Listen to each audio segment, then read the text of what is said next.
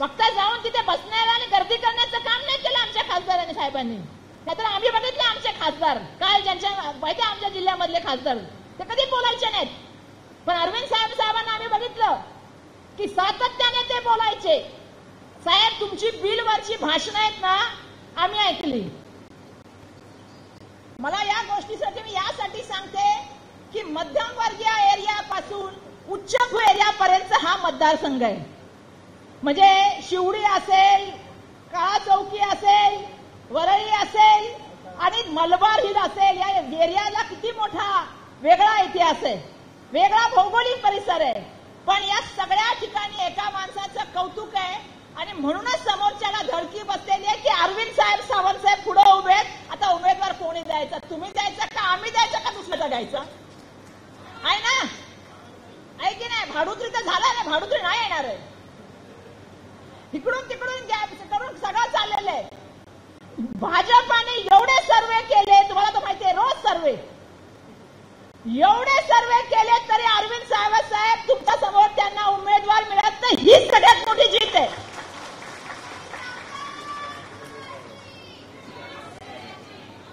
बिलकुल.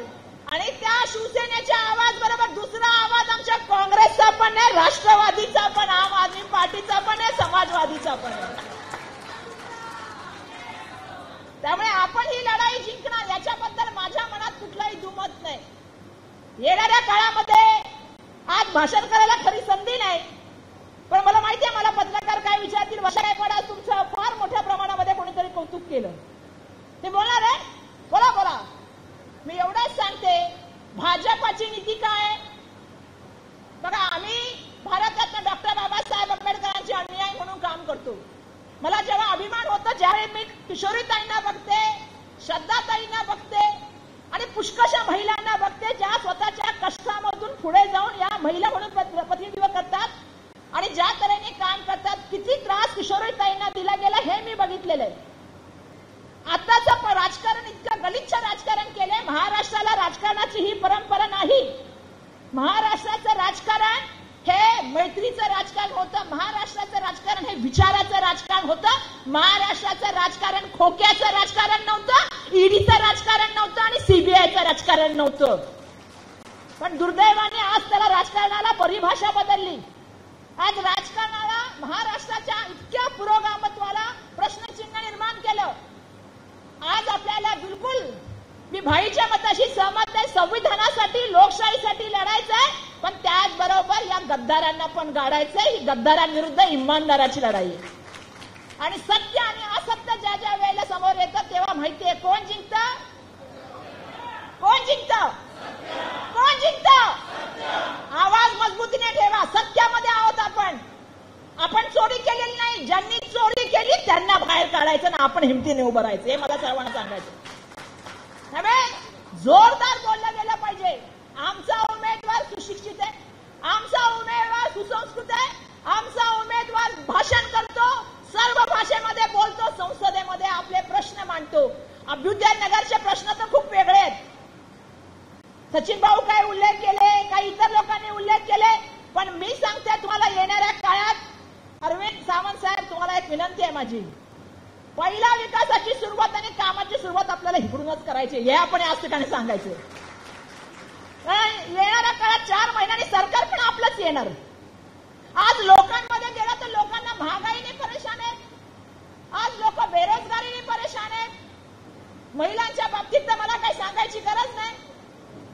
ज्या महामहिम राष्ट्रपतीला बनवलं तुम्हाला माहिती आहे, त्या महामहिम राष्ट्रपतीला संसदेच्या ज्या वेळेला नवीन संसद निर्माण झाली उद्घाटनाला बोलवलं नाही. भारतरत्न द्यायला गेले त्यावेळी त्यांना खुर्चीवर बसवलं नाही. मंदिरात गेला तेव्हा त्यांना मंदिरात घेतलं नाही. मी या ठिकाणावरून त्यांच्या मानसिकतेचा त्या ठिकाणी निषेध करू इच्छिते. आरएसएस आणि भाजपाच्या मानसिकता ही. माझं तर म्हणणं आहे की महिलांनी एकजुटीने पुढे आलं पाहिजे, यांच्या विरोध मतदान केलं पाहिजे. का नाही केलं पाहिजे सांगा मला. ज्या मुली राष्ट्रकुल स्पर्धेमध्ये स्पर्धा जिंकल्या त्यांच्यावरती अत्याचार झाला, बिचारा येऊन भांडत होत्या, पण कोणी त्यांच्यावरती कारवाई सुद्धा केली नाही. ब्रिजभूषण सिंग वरती काय झालं, मणिपूरची घटना काय झाली, बीड मधली घटना नवीन नवीन एक त्या झालेले आहेत. जरा काही झालं की 2 पोरं येतात आणि भाषण करतात. म्हणजे मला तर वाटतं आता बरं झालं ते उभे राहिले, पण आमचे नितेश भाऊंना मला खरं सल्ला द्यायचा होता. मध्ये मी त्यांना सल्ला पण दिला होता की प्रत्येक गोष्टीमध्ये बोललं पाहिजे, हे काही जरूर नाही. म्हणजे आता असं झालेलं आहे की राजकारण किती खालच्या स्तराला आले. भाषणामधून शिव्या देणं, भाषणामधून अरे टीका करताना सुद्धा सुसंस्कृतपणे टीका करण्याची आपली परंपरा आहे. आपलं वैचारिक लढाई आहे. पण मला या ठिकाणी सांगायला पाहिजे की दुर्दैवाने आम्ही ज्या वेळेला ह्या गोष्टी बघतो त्यावेळी आम्हाला जाणीव होते की आता जरूरत आलेली आहे सगळ्यांनी एकत्र येण्याची. का निर्माण झाली महाविकास आघाडी, का झाली इंडिया अलायन्स निर्माण? यासाठी निर्माण झाली की हे युद्ध मोठं आहे, हे युद्ध राष्ट्रासाठी आहे, हे युद्ध एकतेसाठी आणि हे युद्ध आमच्या सगळ्यांनी एकत्र येण्यासाठी. अरविंद सावंत साहेब, काल आम्ही भेट लावली आमच्या दक्षिण मध्य मुंबई जिल्ह्यामध्ये. आम्ही काल भेट लावली, श्रद्धाताईंना माहितीये, त्या भाषणाला होत्या काल. मी म्हटलं धारावीतून पहिला नंबर द्यायचा लीड की सायन कोळीवाड्यामधून द्यायचं की चेंबूर मधून द्यायचं की त्या ठिकाणी अणुशक्ती नगर मध्ये द्यायचं. इथं पण तेच लावा.